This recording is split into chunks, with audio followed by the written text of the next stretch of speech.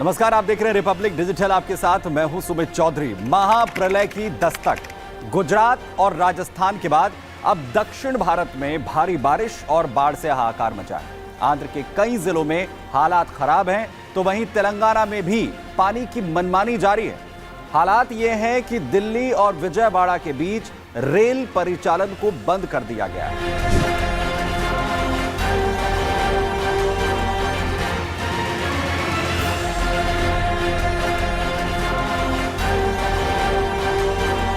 आसमानी प्रहार, बाढ़ से हाहाकार, सैलाब से तबाही, तस्वीरें गवाही। कहते हैं कि जब कुदरत के सब्र का बांध टूटता है और जब वो अपना कहर बरपाती है तो हर तरफ सिर्फ कयामत होती है। मंजर चारों ओर महज एक ही होता है, बर्बादी। और इस बर्बादी के आगे इंसान इतना बेसहारा और लाचार हो जाता है कि इस विनाश लीला में पूरी तरह से टूट जाता है। कुदरत का यही कहर सैलाब के रूप में देश के कई राज्यों में इस वक्त तांडव मचा रहा है।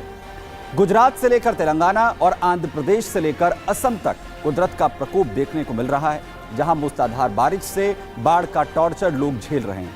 सबसे पहले गुजरात की इन तस्वीरों को देखिए, जहां मॉनसून की चाल से गुजरात के कई शहर बेहाल हो गए हैं।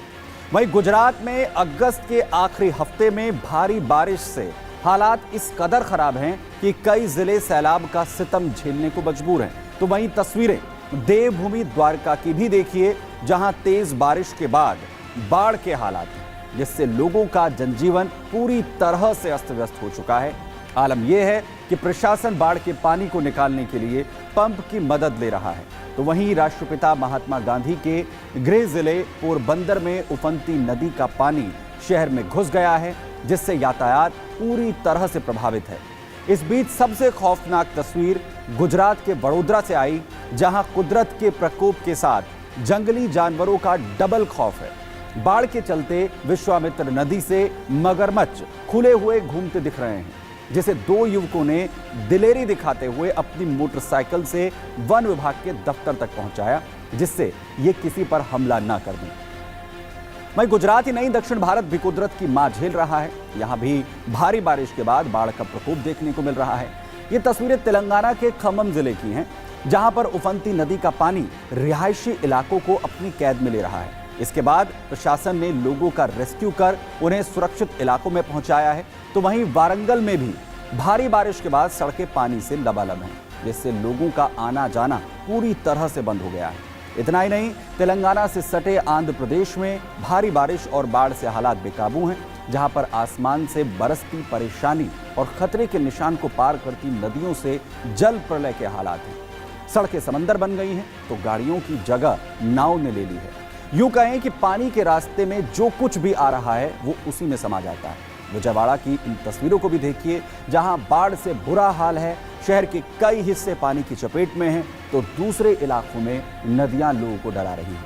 हालात इतने बुरे हैं कि रोजमर्रा की जिंदगी पर गहरा असर पड़ा है। बाढ़ के चलते बिजली सप्लाई ठप है, तो खाने पीने के जरूरी चीजों की कमी भी लगातार लोगों के सामने आ रही है। लोग उससे दो चार हो रहे हैं। इस बीच विजयवाड़ा में भारी बारिश से भूस्खलन की घटनाएं भी सामने आई हैं, जिसमें जान माल की हानि की भी खबरें हैं।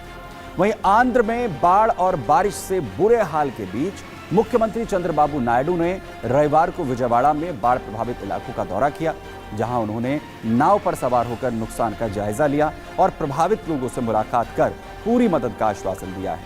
वहीं देश के कई राज्यों में बाढ़ बारिश के बिगड़े हालात पर केंद्र सरकार भी एक्शन मोड में है, जहां गृह मंत्रालय ने राज्यों की हर संभव मदद और उस पर प्रतिबद्धता जताते हुए कड़े कदम उठाए।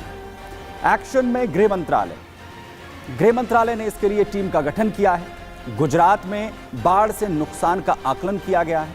मंत्रालय प्रभावित राज्यों से लगातार संपर्क में है। नुकसान के आकलन पर एक टीम बनाई जाएगी। इसके अलावा गृह मंत्री अमित शाह ने रविवार शाम तेलंगाना और आंध्र प्रदेश के मुख्यमंत्रियों से भी फोन पर बात कर पूरी मदद का भरोसा दिया है।